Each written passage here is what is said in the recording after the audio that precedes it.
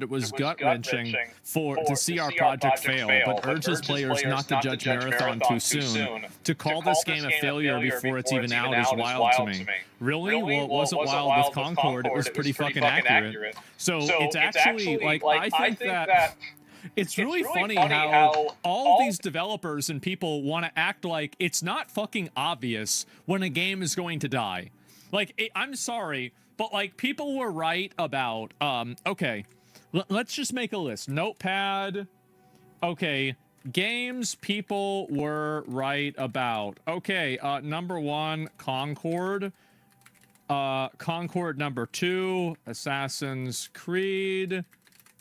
Shadows. Okay, there it is. Let me go back. I'm gonna just go ahead and space this out. There we go. And Veilguard. South of Midnight. Forspoken, Starfield, Avowed, Lost Records, Star Wars Outlaws, Dustborn. Like, I mean, nobody cared about that game to begin with, but, like, sure, a Flintlock, Unknown 9, living up to its name. People don't even know what game that is. So how is it that gamers don't, like, how is it that every time that the internet of capital G gamers decides that a game is going to be garbage, it's garbage? Isn't that interesting? How every single time that one of these games comes out and people say it's going to be bad, it's bad every single time. Yeah. You have like a 100% success ratio, and the only game on this list is maybe Assassin's Creed Shadows, right? Maybe this one wasn't as big of a failure, but I think it was, especially considering what their projections, I'm assuming, were. Redfall, yes, look at this, Redfall. But how many of these are there? Skull and Bones. It's just insane. I mean, Avengers. From Square Enix, just so people don't get it confused with, obviously, Marvel Rivals. It's Anthem. No, people didn't really have a lot. I don't remember what Anthem, like, the dialogue was around that, so I don't know. Yeah, Saints Row. Here's the thing. We could keep going. Urges players to call this game a failure before it's out is wild to me. Well, welcome to the fucking jungle, bitch. There's precedent for this, and it sure seems like there's a 100% hit rate. I'm sorry. Really? What are we talking about? Let's take a look at the art. Let's see what they said. And so I replied to this. I said, some games deserve to be aborted. Concord is the reason why I'm pro-choice. Marathon looks okay, but the characters look over-designed and are not visually appealing. That's it. And so I didn't even read any of these comments or anything like that. Game with no dedicated campaign should be DOA. Base take Asmongold as usual. Everybody knows that. We're getting pre-banned from Marathon subreddit. I wonder if they'll ever listen to the main player base of these games. What is this here? To me, they look trans too, which is an instant turnoff. If you cannot immediately tell the gender of a character, put the character in the garbage and try again. That's my opinion. If you can't immediately tell. Now, there are, like, I can think of one exception. I thought this was a girl. I did. I thought I had to play as a girl. But it turns out it wasn't a girl, but I was like, bro, it might be a girl. But it's a femboy, which is okay, right? Because but it's a JRPG. So you've got like a special set of rules, okay? But anyway, former Concord dev says it was gut-wrenching for us to see our project fail, but urges players not to judge Marathon too soon. To call this game a failure before it's even out is wild to me. It's wild to you. Well, hey, let's go ahead. This is like an investor in Enron, SBF. No, what's the company that he did? I forgot even what the company was called. It's like, this is like you've invested in Enron, Theranos, FTX, and like, this is like an investor who's telling you, wait a minute, guys, no, this one's not a scam. Come on. Yeah, it's insane. Yeah, but Bernie Madoff. Yeah, exactly. And Theranos, pick on that. Yes. A gameplay of Bungie's extraction shooter was excitement for is non-negligible number of gamers who have jumped into the conversation to make unflattering comparisons to Concord. Spurred by these reactions, a former Concord developer is taken to Reddit. Let's take a look at the Reddit post. Hey all, former Firewalk Studios dev here. I've been a long-time lurker for many years and I rarely post anything. But after reading the comments about Marathon being Concord 2.0 on Reddit, YouTube, and Twitch, I just wanted to share a little insight into what a 40-year-old man is feeling after dedicating a large portion to his life of making video games. For the past, well, I mean, he dedicated the last 7 years of his life to comedy, but other than that, yeah, maybe he made another game before that as well. For the past 17 years, I've been part of some great projects. I've worked on some talented people. Many players knew about Concord and what happened with the project. Concord failed to inspire players, and the messages was heard loud and clear. Well, apparently not by Bungie. It was gut-wrenching to watch our project fail and be the laughingstock of many online. Well, yeah, I bet it was. Listen, we all know this, but I'll say it again. I am the most empathetic streamer. So I can understand the way he would feel. I bet it sucked. I do. I bet it sucked to have everybody making fun of you. I could easily see that. It makes a lot of sense. Most humble? Yeah, but I'm not talking about that right now. I can't bring it up all the time because, you know, I am, I mean, kind of like, just how it is. What the fuck are these studios doing? I don't know. But anyway, so I can see that. I understand it. I have learned that failure is what drives me to succeed. Well, then why are you driving Bungie to fail?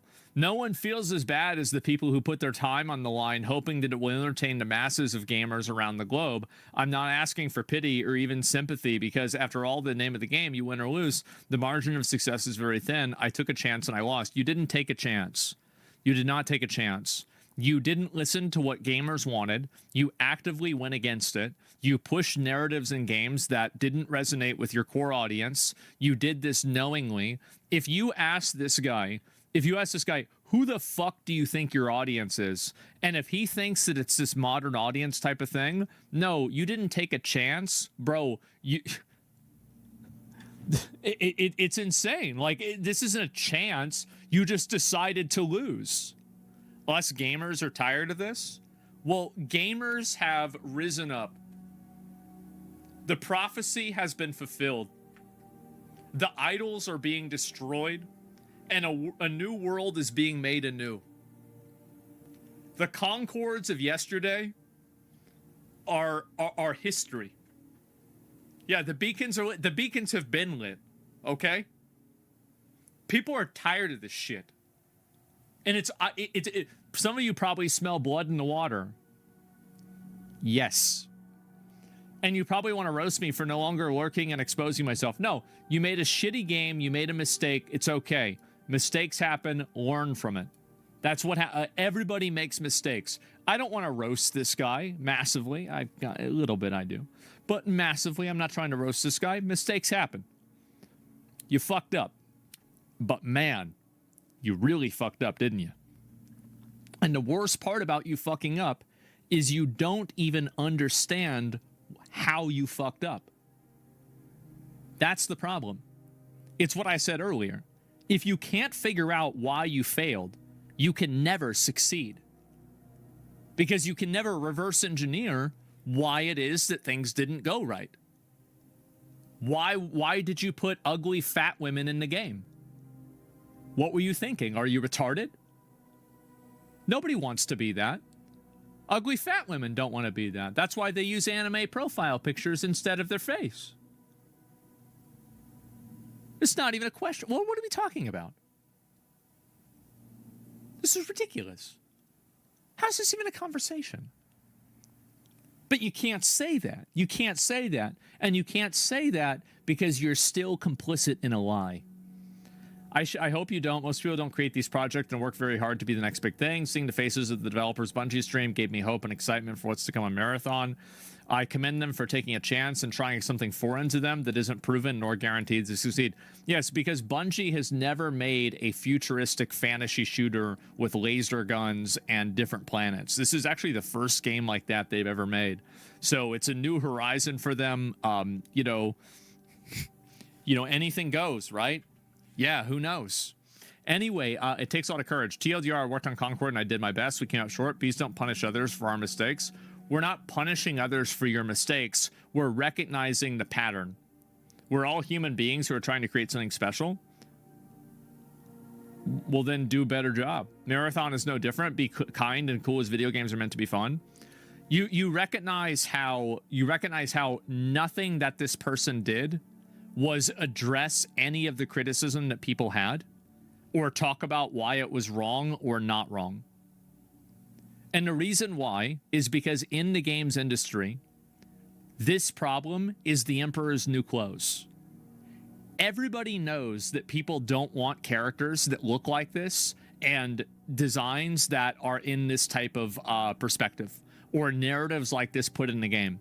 But nobody in the development community, nobody in the gaming audience, or sorry, the gaming professional space can address this because it's career suicide. And I want to promise you that if you can't address this, it will be career suicide because gamers will kill your game. Every single time. And here's the list. You want to join the graveyard? Then talk around the problem. I hope you do. It's better content for me. I'll make money. The only person who wins here when you lose is me. The dogpiling is real? Absolutely. Absolutely. So only the games that you approve. Thank you for tuning in, guys. Welcome. We've got a very funny start to the week here. You know that game Schedule 1? You may have heard of it. Very successful indie game that launched a few weeks ago. By the way, this game has probably sold over This game has probably sold more copies than Assassin's Creed Shadows. You get to play as a drug dealer, and yeah, it's essentially the game. Well, it's coming under fire from the activists, the modern audience activist sort of people. So that's always hilarious. We're going to take a look at a gaming journalist article on The Gamer, why they're mad at this game, and also a post over I feel like they need to get sued. Because, like, how do you have a website called The Gamer, but it's all about social activism? You're not a fucking gamer. That's false advertising. It's not fair. Reddit. And really quick update on the VTuber that I mentioned a few weeks ago, maybe like a month ago at this point. Probably not a month, maybe like 3 weeks. But I mentioned I have this VTuber model that I've had for like a few years now, which I think some of you already know about, of course. But most people probably don't because I never really use it. Never get a chance to stream. VTuber models are unnecessary for males. The only VTuber model... Now, if you want to do a VTuber model as a girl, but it has big tits, it's okay. But there's no need for a male VTuber model. I know some people do it. Even one of my mods, I think, does it. But we really just want to see the big titties. Fit in my schedule. And I want to start using it for certain videos here and there. I think that would be fun and help to add more content to the channel. And so we're going to start with this one, actually. That's a turtle. See how it goes. Quality assurance and all that great stuff. And the outlet The Gamer, which we're going to hop over to in just a second. You remember this outlet, right? Always appealing to the modern audience types. They were like constantly propping up Dragon Age the Veilguard, for example. Of course. Even writing an article titled, "How much of the internet's vitriol against Dragon Age the Veilguard feels manufactured?" Enough for it to kill the game and the studio and cause layoffs. Oh yeah, because people genuinely disliking this game. That can't be a thing, right? Like it's got to be manufactured. It's got to be fake. Get out of here. Yeah, that's The Gamer. So VTuber jump scare in 3, 2, 1. And there we go. Okay, wow. Definitely crazy. What a change of pace, huh? So their outlet from, their article. This is so embarrassing, yeah, it's off to a great start. 6 hours ago. This article from 6 hours ago on The Gamer. It's incredibly racist. Incredibly racist. Schedule 1 comes under fire for one of its achievements. I love how they picked this image to go at the very top. Like, yeah, you gotta... Because it's the black person, right? So it's the implication. Gotta show the cop body searching the character as they call it racist, huh? Social media calls for renaming or removing the Indian dealer achievement in Schedule 1. Social media, they mean like all of 5 people, right? Due to race. No, it was 60. There were 60 people that were mad about this. Like, there were dozens of people who were unhappy about this change. I honestly, I think the whole world needs to change now. There are dozens of people furious. Connotations. The achievement is the only one in the game specifying a race, rooted in a history of harmful stereotypes against indigenous people. An indigenous streaming group. The first step is to look at an achievement in a video game. The second step is to laugh at the achievement. And the third step is to kill the minorities that the achievement is a joke about. That's how it works, right, guys? I thought, okay, yeah, exactly. Stands for the removal or renaming of the achievement to promote respect and inclusivity. Don't say it out in loud. Games, excuse me. You don't want to give away our tricks? A little before it reaches its 1-month anniversary, calls online have begun for Schedule 1 to change the name of its achievements. I hate these people so much because the calls online, it's 2 people. This is like saying that there's a protest at, like, you know, a different area, and the protest consists of 5 crackheads and 1 activist that paid the crackheads. That's it. Due to one of its achievements, due to racist connotations. The achievement was first noted by Twitter user Crow, who, we're going to take a look at that in a second, who tagged the game's creator and said, "I'm loving the game, but can you remove this achievement? It's incredibly racist. The only achievement specifying a race." Oh my gosh. Yeah, here's the tweet. You can see the Crow show. We already read the tweet on the article, but here's the tweet itself. 59 likes, bro. 59 likes. You write an article about something with 59 likes, trying to change the entire game to push a fucking narrative to get people to believe this shit. It is with 40, 60 comments. Well, yeah, every comment is calling this guy a retard. Everybody hates him. Let's take a look at the comments. We've got Shanna Lay saying, "Thank you for bringing attention to this. This is not someone who works on the game Oh, jeez.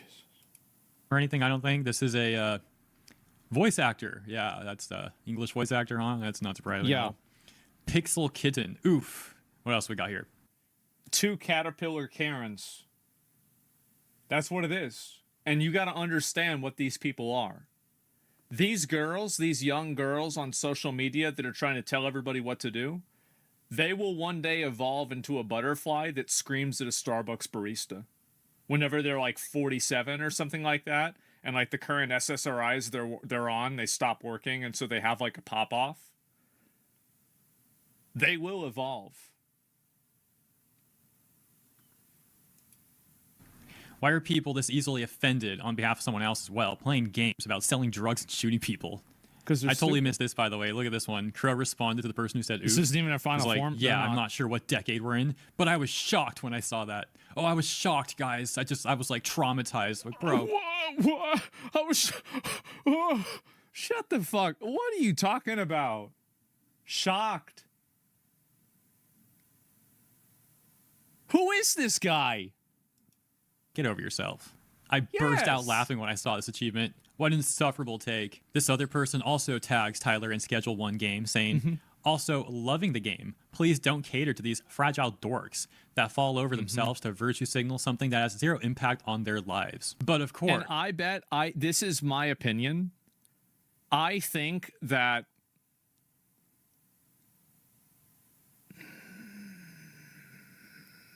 I'll just say it. I think that the reason why guys make posts like this, it's like putting honey out for bees. And so, like, they're trying to attract these caterpillar Karens because a lot of them are hot. And the reason why a lot of them are hot is because guys put up with their stupid bullshit. It's the same reason why hot girls are into crystals and horoscopes. It's because no guy wants to tell this girl that's like a 9 out of 10 that this crystal magic isn't real because that might hurt his chances. So it's the same thing with this stuff. A lot of the reason why these girls are hot is because nobody wants to tell them that they're full of shit. So that's the reason why these guys posted. They're white. No, I'm just being honest, right? You always say this. I do. And this is just another variation of it.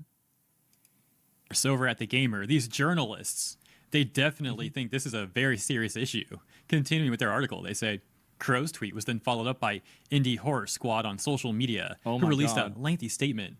We love Schedule 1 and how creative it is, but we need to address something. One of the achievements in the game. We need to. This has to happen. The level of like narcissism and self-importance that these people have is actually, to me, it's kind of impressive that somebody can be this fucking delusional. It's a game about it's a game about selling weed and meth, getting people addicted to drugs, killing them, and then selling drugs as well to everybody in a town, including cocaine and methamphetamine. Like, we're not talking about just smoking weed, right? Like, I've seen those pictures of like the mug shots. Everybody you can tell that they're on meth because they have less teeth than I do. Well, that's not true. They have about the same amount of teeth that I do. That's bad. Indian dealer is based on the harmful phrase Indian giver. This term is rooted in a long history of racism and stereotypes against indigenous people. Even if the intent wasn't malicious, the impact still matters. Words like... No, it doesn't. No, nobody cares. These reinforce false narratives and cause harm, especially when... Again, the first thing you do is you read this you read this achievement. The next thing you do is you go out and you kill people. That's right. See, the entire idea of causing harm is I think, very damaging when you're referring to something that is not physical at all. There's a lot of words that you can use that are more accurate, but they refuse to use those words because they want the emotional connotation of physical violence and physical danger. Normalized in games we love. This is the only achievement in Schedule 1 tied to racist language. We're asking the developers to please consider removing or renaming this achievement. And yeah, once again, we can see this tweet from Indie Horror Squad. Well, I don't know if anybody put 2 on top of 2 here, right? But like, let's go ahead and just think about this just for a second. So the main girl that was responding and complaining about this on the first post is the one that's making, because look, she's even got it in her name. She's the one that runs this. So it's really just 2 people agreeing with each other. Yeah, it's the same person. Like, I remember back in the day when you get caught up, it used to be called same frogging, I think. I think that was the term. And people would make fun of you for this. But now it's called activism. This is the only achievement in Schedule 1 tied to racist language. We're asking the developers to please consider removing or renaming this achievement. And yeah, once again, we can see this tweet from Indie Horror Squad. The same Indigenous group. gamers, horror lovers, Twitch streamers, content creators, reads the bio. Let's take a look at some of the responses here at the top, reading, look at the views to likes on these tweets. They respond saying, your point? All I see is that more people should care about what we are saying. Indigenous issues are often less engaged with. Everybody should care about your problem. Why? Because we've decided that. Indigenous issues are often less engaged with.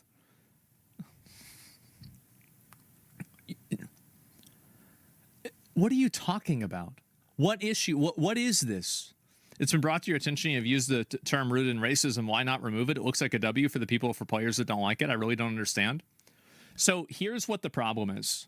So I want you to understand what the problem is and why a lot of people are tired of this.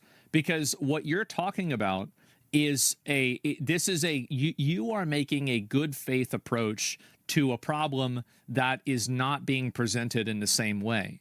So here's really what's going on here. These are people who are trying to inject their worldview, to inject their social agenda, and inject their perspective on things into another group of people and tell them what to do. On a very fundamental level, they are injecting themselves into somebody else's art and telling them that you need to change your art because we are emotionally guilt-tripping you into doing this. The fact is that I don't think that a lot of people care about this, but what I do think a lot of people care about is art being neutered, censored, and nerfed in order to prevent anybody from being offended. So what I see happening with any sort of capitulation to these people is that video games like Schedule 1 become increasingly more sterile. You no longer have people becoming addicted begging you for drugs. You no longer have sales of types of drugs that could be considered politically incorrect. And you have these people breathing down your neck and trying to add and control your creative process because it's not confiding or it's not coherent with what their worldview is. So the problem isn't necessarily in doing it. And also, by the way, what's the problem with a racist joke? I grew up in a time where we had tons of movies that had racist jokes in them all the time. And I grew up watching the Chappelle Show. Why are we acting like this racist joke is somehow a big issue when almost everybody here has grown up watching shows and watching content that has all kinds of racial jokes in it constantly? And I think that what you need to understand is that a lot of the reasons why people laugh at racial jokes is because that they're silly.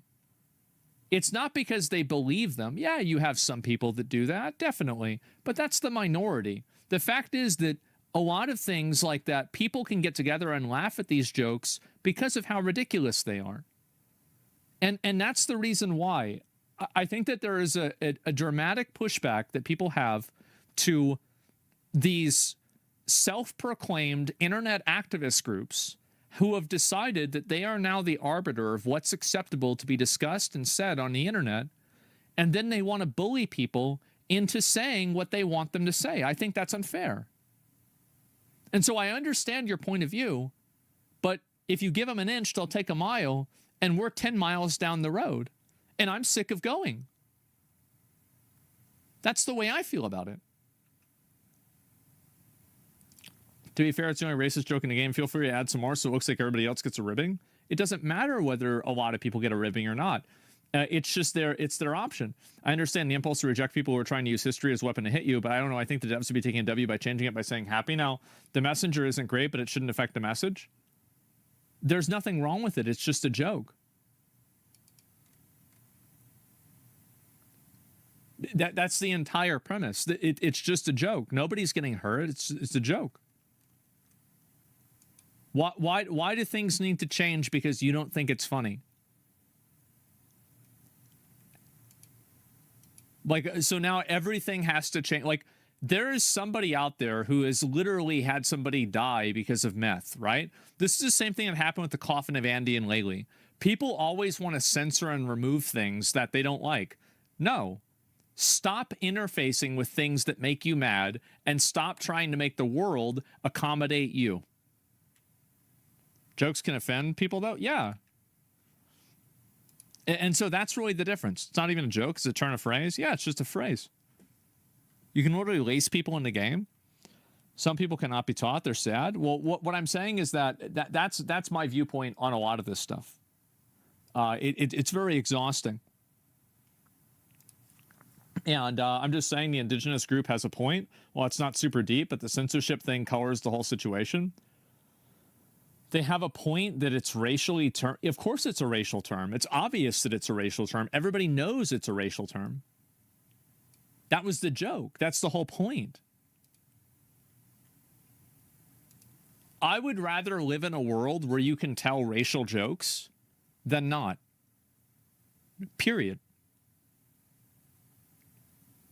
Yeah, I'd rather live in a Tropic Thunder world than a tone policing Karen world. I don't want to listen to them. I don't want them telling me what to do. I don't want them anywhere near content that I'm enjoying because they ruin it.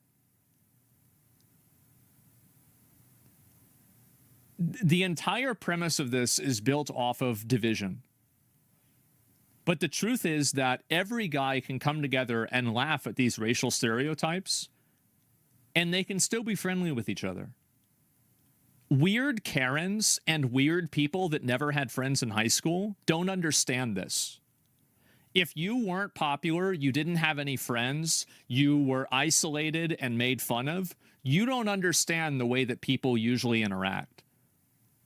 But if you were a normal person and you, like, I mean, for me, right, like, there is such, I can get into this with, actually, this is a whole separate, I was talking with my friend about this like for an hour yesterday, about how like some streamers, it's so fucking obvious that like you were a loser growing up and like now you're trying to like make up for it. Oh my God, these people are the same way. I hate them. Is Ports of here? Yes, they're so obnoxious, bro. People would rather romanticize our culture and ignore the negatives that do affect us. How is Schedule 1 romanticizing anything? Like, what the frick? It's like an extremely I'm gonna be honest, like when that music hits and I'm cooking meth, I'm vibing out. Serious game. And then we got the comment below it. I am. Some of the people commenting here are clearly not well. Just being honest. All that's being asked is the potentially unaware dev. Yeah, the devs who intentionally added this are somehow unaware. Oh my gosh, look at some of these other comments. Excuse me. This is so unfortunate to learn about because I've really been. Same with the Trop. Another fucking Karen. See, this is no, bro. Get this stuff out of my life. Oh my God, there it is. Yes. Tropic Thunder was peak. Yes. Do I still have the graph? No, I don't. Tropic Thunder was where humor and comedy peaked. Everything before that was building to it. Everything after that was a decline. Loving the game. I hope this has changed quickly. Replying for the algorithm as much sharing. This needs to go. It needs, nothing needs to happen.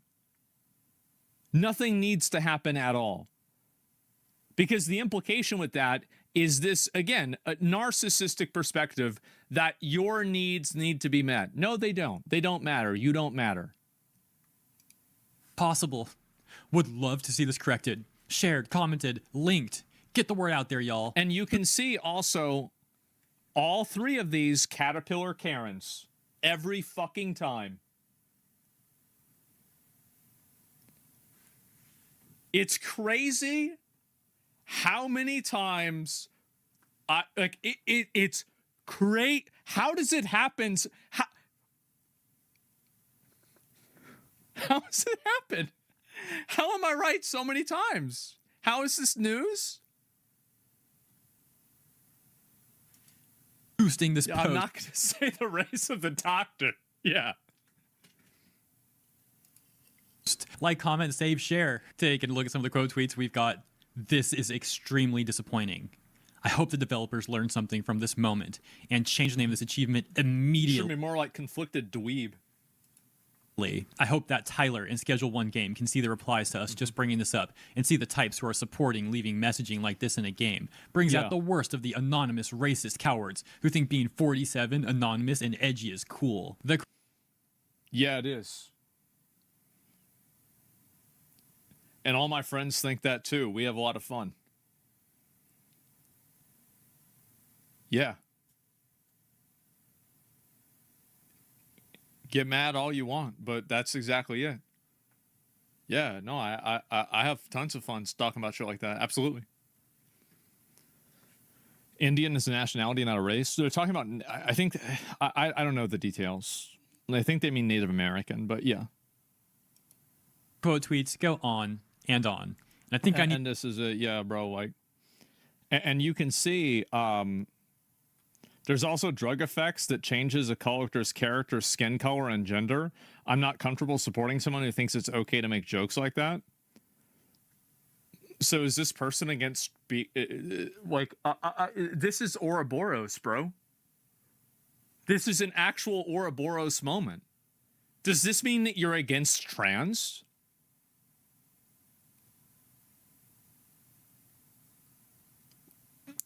Like, is this transphobic? Like, how is this? Oh my God, how is this happening? I need to take back what I said earlier, actually. There's definitely more than 5 upset people. There might actually be dozens of them. Finally, back at the gamer, they say, The creator of Yeah. Schedule 1 has yet to speak on the Steam achievement, but we at The Gamer have reached out for comment. This is how media creates the apparatus and the facade of authority, is that they create a problem, they identify the problem, and then they appoint themselves as the arbiter of the solvers of the problem. And that way they create a need for themselves. And the way that Black Myth Wukong and Game Science handled this was a masterclass. They said, bitch, shut the fuck up. We're here to talk about monkeys. That's how you handle it. The way you beat them in this game is you don't play. Yes, this is the very serious state of activism in the current year. But Why are they always white kids? Because they're the only ones that are privileged and white guilted enough in order to think that they're the savior of this other group of people. That's the reason why. See, like, have you guys ever noticed, like, all of these, like, anti-racist groups and these people, like, the social justice groups, a lot of them are just, like, a bunch of white people. And then, like, these, like, big racist problems, like, every 4chan meetup is, like, 7 different nationalities. Have you guys ever noticed that? Like, because every single time white savior comment, exactly, yes, it's total fucking virtue signaling. It's exhausting. also mentioned that there are also upset people over on Reddit. That takes us to this post 4chan is kill. from I 3 know, days ago for now. on our Hat Films saying, little heads up about Schedule 1. Just saw a post from Mousy about there being some racist/transphobic jokes in the game.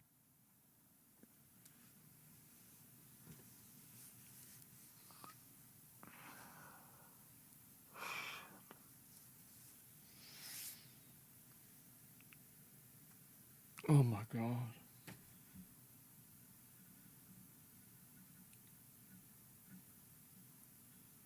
What's wrong with these people?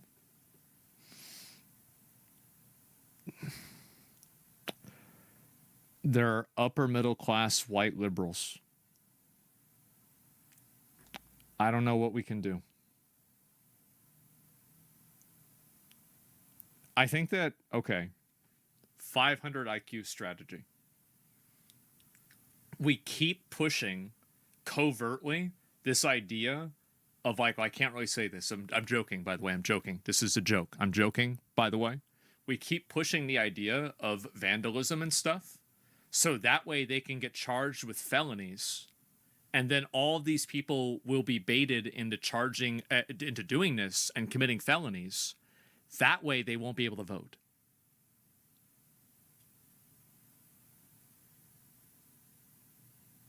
Guys, I think that we got it. I think we got it. There we go. That's what we have to do. It's satire. Yes, it's satire. I'm joking. Some seem to be achievement names and pretty small references. I'm not sure how far in advance the sessions have been recorded, but thought it might be It's worth not a mentioning joke. Well, for Tesla, it's not. in case that's something the boys would want to edit out. So yeah, The I'm not boys familiar would with wanna these edit out. YouTubers at all. One of the very first customers you get is Peter File. Lowbrow humor seems to be the whole game's premise. Yeah. Yep. That's right. Films, and I went to look for that post that they allegedly made, but I couldn't find it. Maybe they deleted it or something, or I just couldn't find it. I checked on like Twitter, YouTube community posts, and also Blue Sky. And then we've got some responses here. Let's see. I mean, one of the very first customers you can get is named Peter File. Lowbrow humor seems to be almost the whole game's premise. The OP saying, lowbrow is one thing, and I don't have an issue with it at all. It's just when it drifts into harmful tropes that it feels a bit off. 99% of lowbrow humor is harmful tropes. Okay? Like 99%. Like, what are we talking about? We live in the most progressive era of all time. It's about time people started to realize that intent and context is all that matters. Hat films are not transphobic, so no jokes they share have ill intent. And the OP responding once again saying, my post absolutely wasn't meant as a dig at the boys. One of the things that I really appreciate about them is how inclusive they are. It was merely meant to make them aware of stuff in the game that they might not be aware of, that could put out the wrong kind of vibe. I know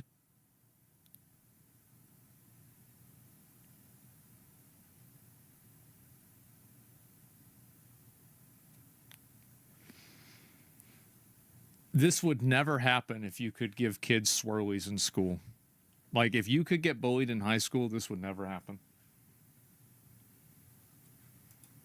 If I was putting stuff out there that I didn't realize included some iffy stuff, I'd want someone to let me know. We'll take a look at 2 more comments here. This one reading, is that for the achievement Indian dealer? Are these white people?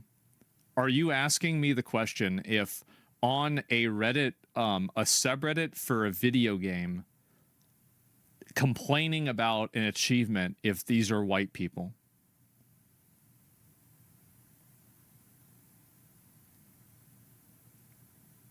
Come on.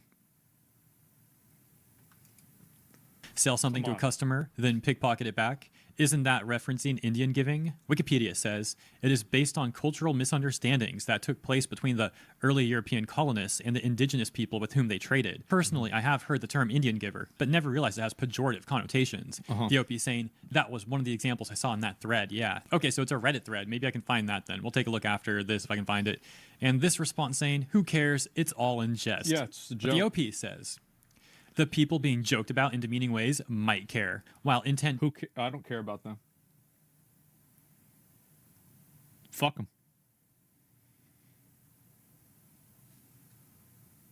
Yeah, fuck them.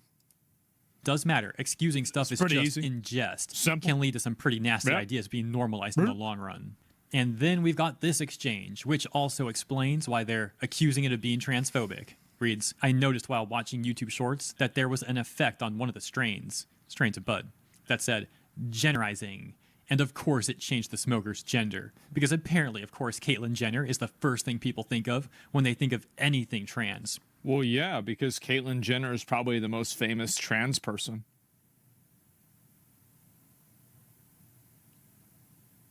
Like, I bet if you think of black guy, a lot of people think of Barack Obama.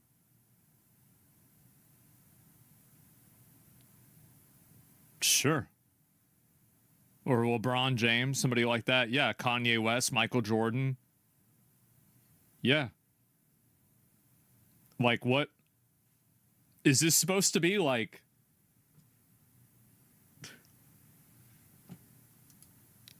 It left a bad taste in my mouth after that, and I won't be looking to engage with this other than watching some YouTubers play it. The OP saying, yeah, that was one of the ones that I saw referenced. God. Maybe I'm just particularly vigilant about it because of how scary things are for the trans community at the moment, but I still... What? Oh, this is... Wait a minute. I forgot. This is on Reddit. You have to understand... Guys, this is on Reddit. I think it's something worth highlighting so it doesn't get too normalized. This response saying, or it's poking fun at Jenner because of the fact they transitioned, then turned on others who transitioned. And lastly, this exchange, where this comment says, I mean, is it more inclusive to also mock everyone? It's more of a celebrity reference than an outright transphobic one, though I suppose it is highlighting the gender change specifically, though it's not a negative. Caitlyn Jenner is simply the most well-known transgender person, the same way Tropic Thunder is so obviously the choice for a skin color change.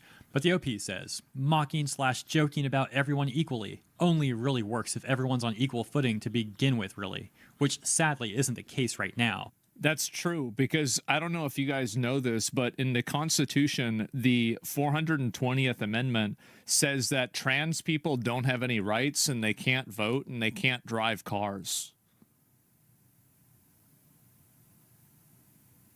That's what it's... I didn't know that. Yeah, Trump actually, he put it in last week. This little James Acaster bit illustrates it pretty nicely. Oh, but look, there's actually one more response. This one got -7 downvotes and reads, lol, seriously? So ultimately, I couldn't find the thread that was being referenced here. Took a look for it, couldn't find it, don't know what that's all about, but I suppose the OP explained everything in this thread anyways. We'll close by going back to the gamer. Once again, their article, it's incredibly racist. Schedule 1 comes under fire for one of its achievements. Let me know what you think about their article. Let me know what you think about all this stuff in the comments, and I hope you enjoyed this segment. Hope you enjoyed the VTuber model and all that. And if you did enjoy, please consider liking and or subscribing to the channel. Appreciate you. See you in the comments and in the next one. I cannot even express how much I hate this. I hate this for the fact that they're trying to push for it. I hate this because of the implication that there is a false majority of people that are unhappy about it. I hate this because it is the media manipulation to try to put themselves in a position of power and have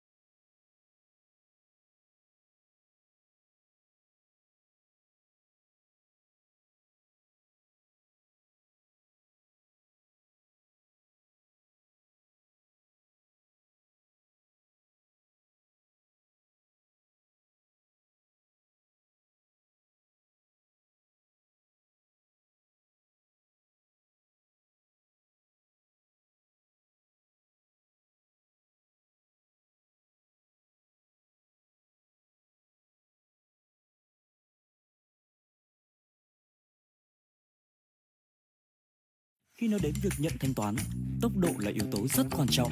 Gửi yêu cầu thanh toán toàn cầu với Payoneer và nhận thanh toán chỉ sau vài giây.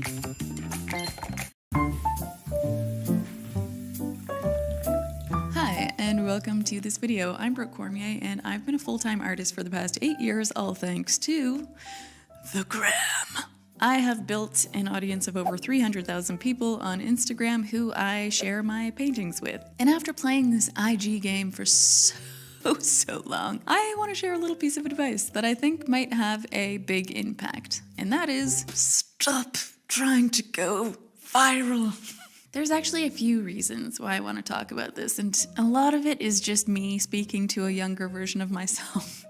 Along with you guys, obviously. So let's just get right into it. I don't really like talking about business and marketing, not my favorite topic to discuss, but I feel like I gotta take a minute to address some things. Whether you think about it like this or not, Instagram is a marketing tool. People use it to either market themselves to win approval from their peers, or businesses use it to win sales. For the past 8 years, I've been using Instagram to market my artwork to earn money from my paintings and prints. But one of the biggest mistakes I see on the internet is artists putting way too much effort into trying to go viral when their work just isn't ready yet. There are so many people who put endless hours and so much effort and energy into making reels and post after post, and then they get so disappointed when they don't see the results. That is, getting more followers or making more art sales. And in many cases, the hard truth of it is that they're marketing a product that isn't attractive enough yet. So the effort that they're putting into advertising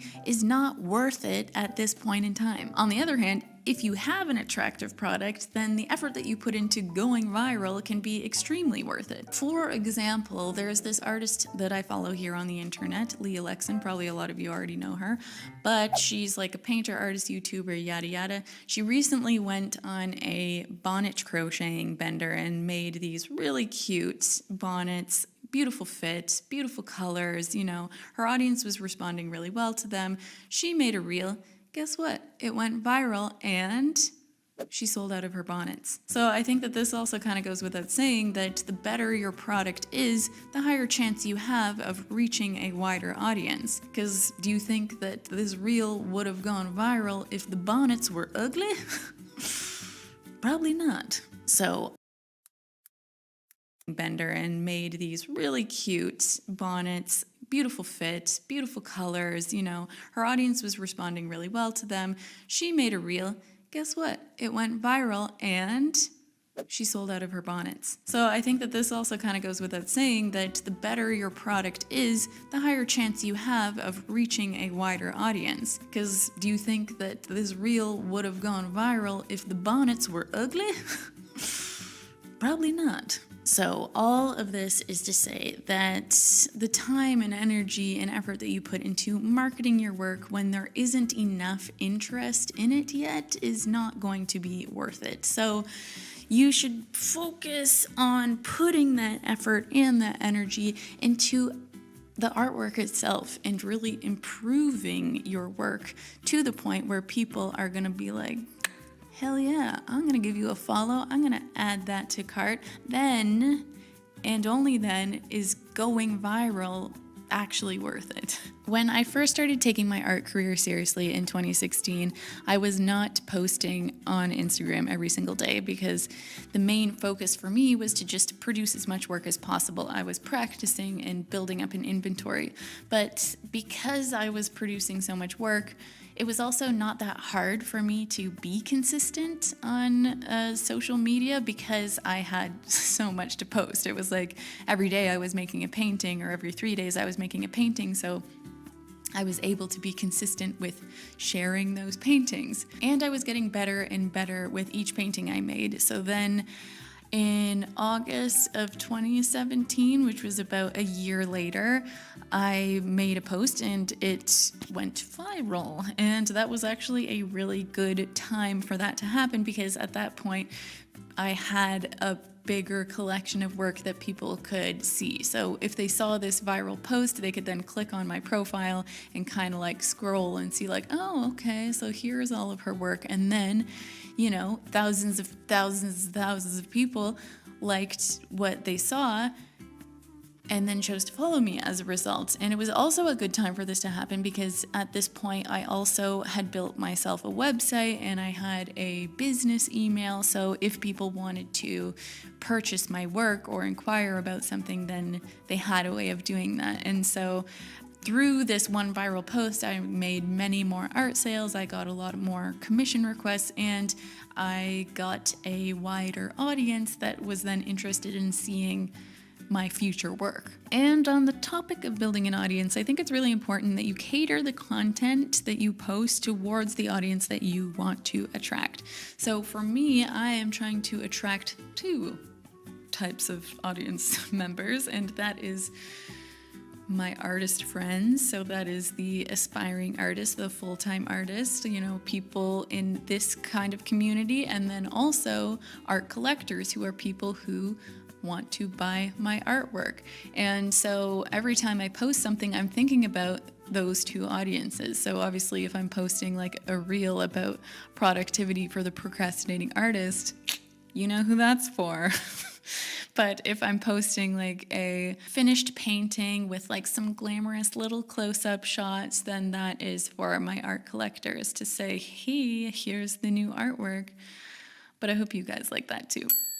And the reason why I bring up audience is because I have made the mistake in the past where I have gotten so fixated on a specific follower count that I was posting the silliest little lip syncing reels, and I even did a little dance here and there, and I was attracting random ass people who had no interest in my artwork, and there was no way for me to monetize that audience. So, you know, the only thing that I was, I guess, achieving there was just satisfying my own vanity to reach this desired number for literally no reason.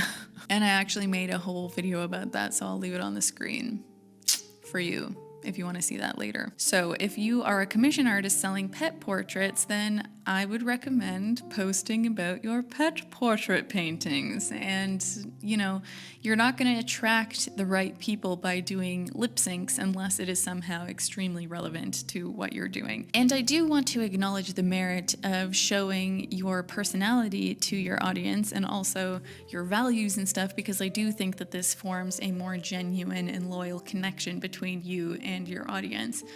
But I also think that at the stage of your career where you're kind of just starting out, the focus should be on the work, Mostly the work, sprinkle a little bit of personality in there every once in a while, but the work is the most important part. Also, you gotta treat your Instagram like an online portfolio, because I can't tell you the amount of times that I've been out and about and somebody said, "Oh, you're an artist? What's your Instagram?" And they immediately pull out their phone. They want to see your work. And then there's going to be that moment where they visit your profile and they're going to see those first, 6 or 9 blocks on your grid. And that's gonna give them an impression of what you're all about. So I am always keeping that in mind. I'm always wanting to give professional artiste, okay? I'm putting the good stuff. I want to make sure that at least at any given time, if somebody is visiting my profile, I've got at least 1 or 2 pieces visible in the first 9 little squares where I am actually proud of those things, and where it's not that awkward moment where you're like, oh, if you just scroll down a little bit, you'll be able to see, oh yeah, that one there. You want those things to be front and center, and you don't want to kind of scatter your grid with random things that have nothing to do with what you're doing. Treat your Instagram like a portfolio. Okay, next order of business, let's talk about our emotional well-being. Another reason why you should stop trying to go viral is because, whether you realize it or not, putting so much emphasis on the amount of likes and views and engagement that you get on any given post is impacting the way that you feel about your work. And I know this because I've lived it. I have made paintings in the past where I thought, wow, she's gorgeous, she's beautiful, I love her, I value this piece of artwork that I've made. And then I post it online and it gets half the amount of views that I would normally get, or half the amount of likes or whatever. And then I look at it again and I think, oh, is it that good? Do I actually like it? And maybe I start questioning if I should even, pursue that idea further in the future. Tying the worth of my work to the reaction of my audience has impacted the way I create and what I create. And that ain't good. Rick Rubin said in his book, The Creative Act, a loyal audience can feel like a prison. And let me tell you, I read those words and I thought to myself, I hear you, Rick.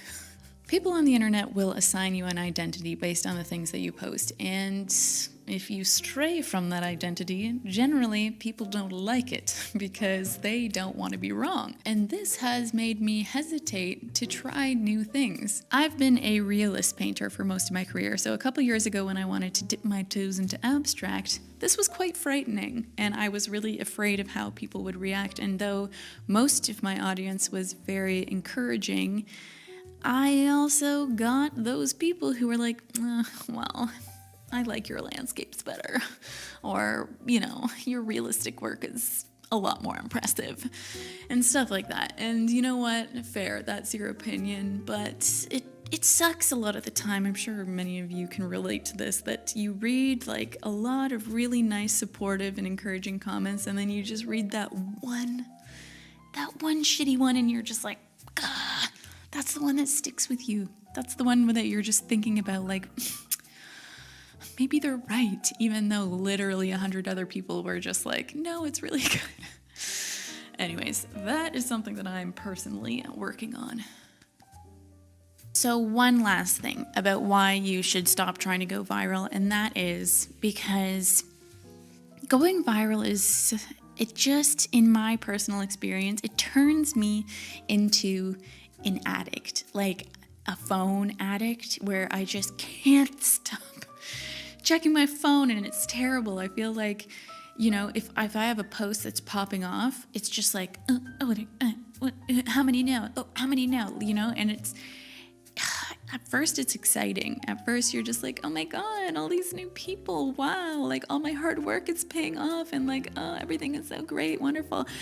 And then, you know, a day goes by and you're still checking and it's like, oh my God, yeah, wow, like 4,000, 5,000, 10,000 new followers a day. The next day, okay, 500 new followers. The next day after that, 100 new followers. The next day after that, -5 followers. And then you just feel like you are chasing the next high. It's like, you have this unrealistic expectation that that's the rate that you should be growing at, and you need to get your next fix, you know?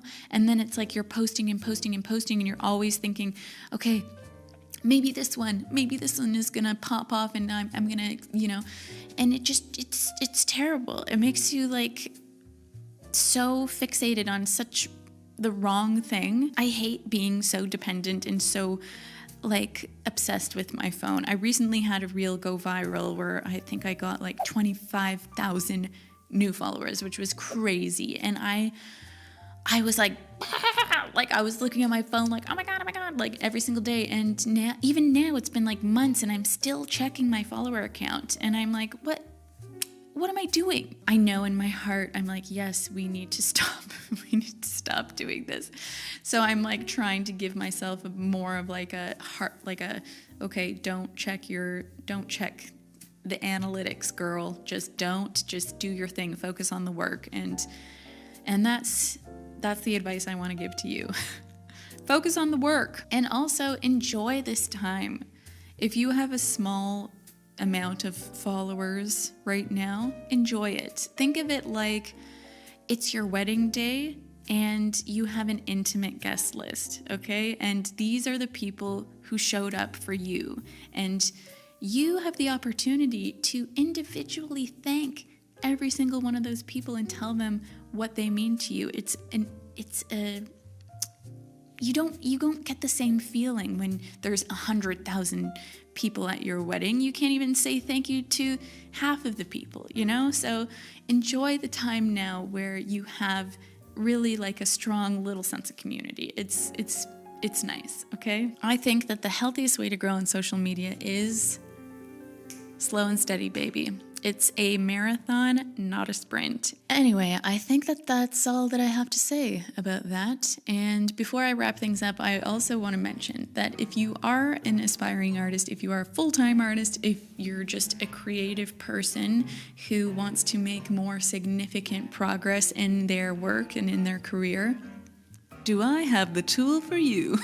It's called my digital studio and it's a Notion template. And I made it last year as a way to help myself get my shit together because I wanted to make, achieve more of my professional and creative goals. And so I made it available for purchase. So I'll put the link in the description below and you can read all about it and see if it's the right tool for you. I also made a whole video about how I use it to manage my entire art business.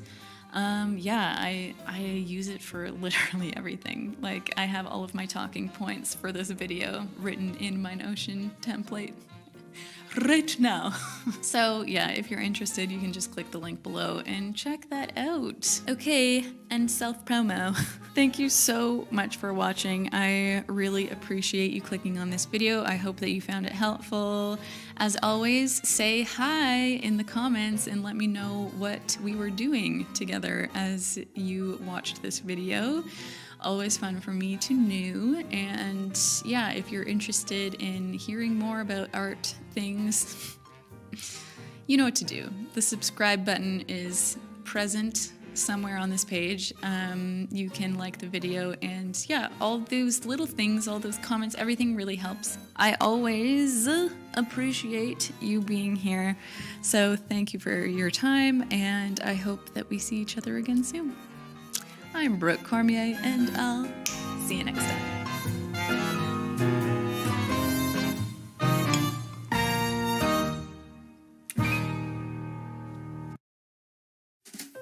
Hey, thanks for clicking on this video. I'm Brooke Cormier, and today I want to talk to you about my experience with Instagram as a fine artiste. I have what you would call a love-hate relationship with Instagram. On the one hand, it has tremendously helped me in my art career, and I probably wouldn't be where I am today without it. And on the other hand, I hate its stinking guts. let me explain. Last year in 2022, I made it a goal for myself to reach 250,000 followers on Instagram. And to put things into perspective, I was sitting around 215,000 at the time. I invested so much of my time into achieving this goal. I was researching the best ways of how to grow your audience and following crazy suggestions like posting 4 times a day and making as many reels as humanly possible. I followed all the rules, making some of my own along the way, and on December 17th, 2022, I texted my family with this screenshot. I did it. Some of my own, following crazy suggestions.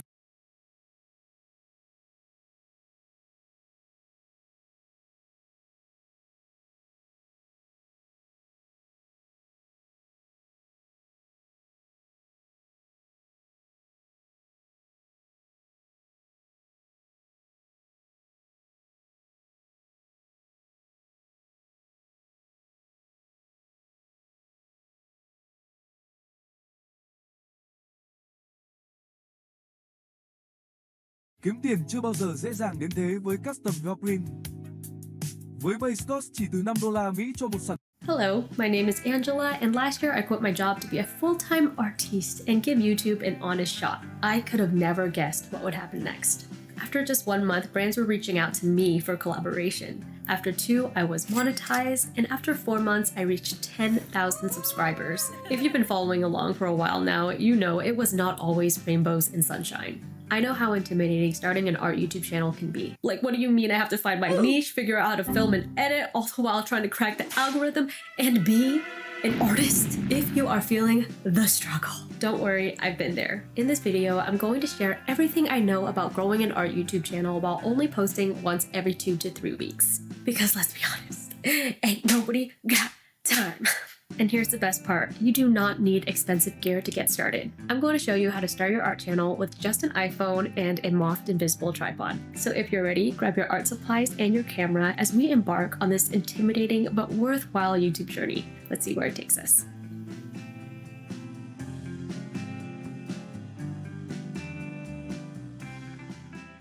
If you clicked on this video, you probably have already asked yourself, what kind of art YouTuber do I want to be? It's a loaded question. It's like when your parents asked you what career you wanted to pursue for the rest of your life when you barely lived any of it. I'm like, Mom, be so for real right now. I can barely solve a basic math problem, and you want me to solve the horror mystery that is my future? I don't think so. Well, like most things in life, you don't know what you want until you try. The good news is, even though you might feel like you're starting from zero, you're not.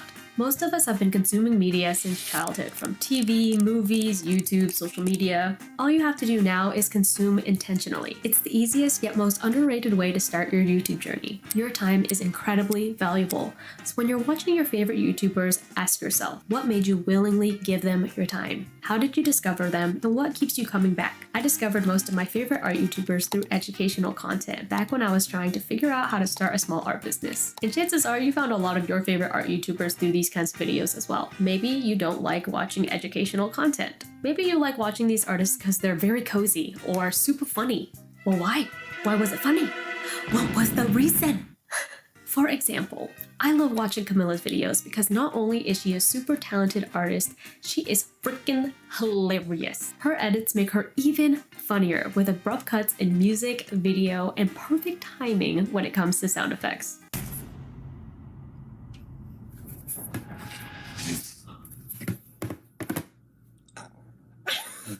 I started using the same tools as well to really amplify my barely holding it together energy. As someone who is always on the edge of chaos, I figured I might as well lean into it. I also watch a lot of art YouTubers for their quality and creative content. Gox, for example, is super creative with his movement and composition, like this clip right here. So I decided to do my own version with a paintbrush. Fittingly, Gox has a video about how all artists are thieves, and I could not agree more. Steal like an artist by making these inspirations your own. Just as important as noticing why you click on a video is figuring out why you click out. Maybe you are a distracted person like me, but also was there another video that stole your attention? What about that thumbnail or title enticed you to leave the previous video in the dust?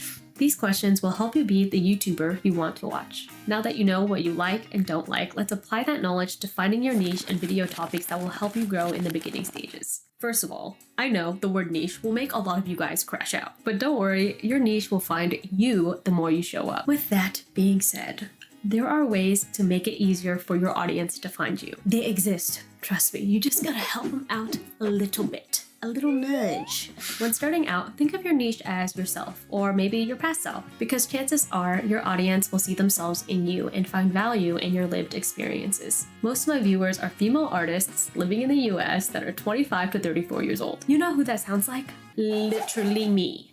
Yeah. The number of people who send me comments and messages saying we are the same person in different font is hilarious, and I love it. Your niche will evolve over time, but this is a good starting point. In my videos, I will mention my age, keep my content art and small business focused, and I will also bring in mental health conversations because of my extensive professional background in being unhinged. But also I was a psych nurse. Sprinkle in a little authenticity, and I got myself a supportive, engaged audience that shares my values. Speaking of values, the best way to grow an audience is by making valuable content. If you're thinking, but I have nothing valuable to share, Miss Ma'am, my brother or sister in Christ, I'm gonna need you to think a little harder. There are so many ways you can bring value. You don't have to be an expert to teach, you just need to be a few steps ahead of someone else. We all have a unique mix of experiences, which means there is space for you to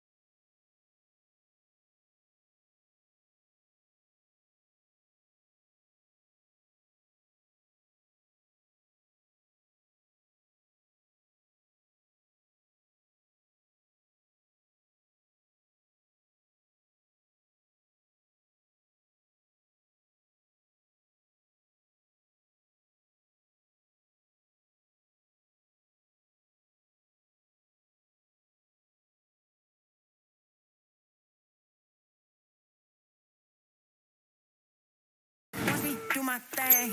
I'ma do my thing. I did not come to